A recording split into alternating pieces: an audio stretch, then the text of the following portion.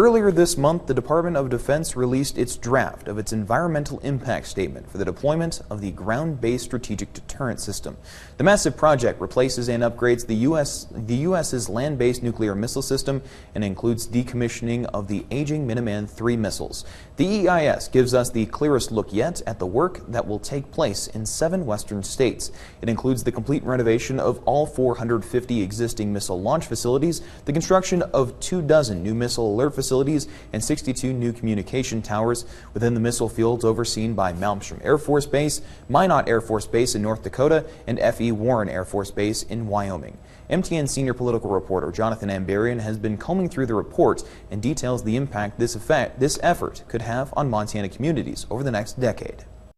For decades, central Montana has played host to 150 Minuteman III missiles, a key part of the U.S. nuclear defense system.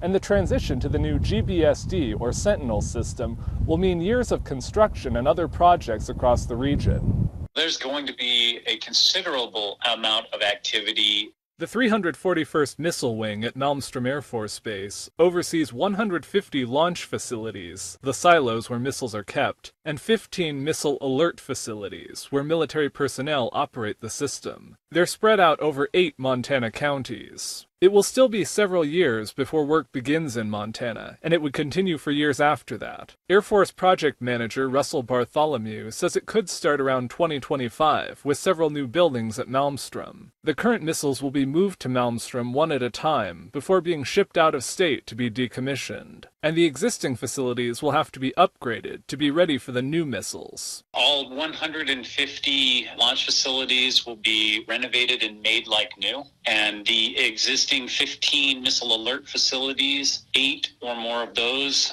up to all of them, may be renovated and replaced. Crews could also build hundreds of miles of utility corridors to connect the facilities. To support the project, leaders are planning 2 workforce hubs, one in Great Falls and one in Lewistown. Between them, they'll house around 2,000 temporary workers, and up to 3,000 at the peak of construction. State Senator Dan Bartel, a Republican from Lewistown, says local leaders have already started discussions with the military and their contractors, and that it's important for everyone to be planning ahead for when the work starts. This could be a huge positive for the Lewistown and the surrounding community.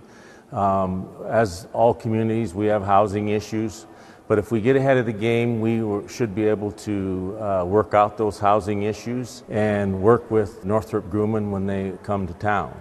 The Air Force is taking public input on the EIS, now through August 15th. Leaders say they're optimistic the military and the public can get on the same page before work begins. I think as a whole, we've lived with these missiles for years. The Air Force is a partner in the region just as much as the people who live there. We've been there for 50 years, and the plan is to continue to be there for another 50 years. So we want to make sure that we're planning properly to account for the impacts of such a construction project. Public hearings on the draft EIS will be held next Tuesday, July 26th, at the Mansfield Center in Great Falls, and next Thursday, July 28th, at the Central Montana Fair in Lewistown.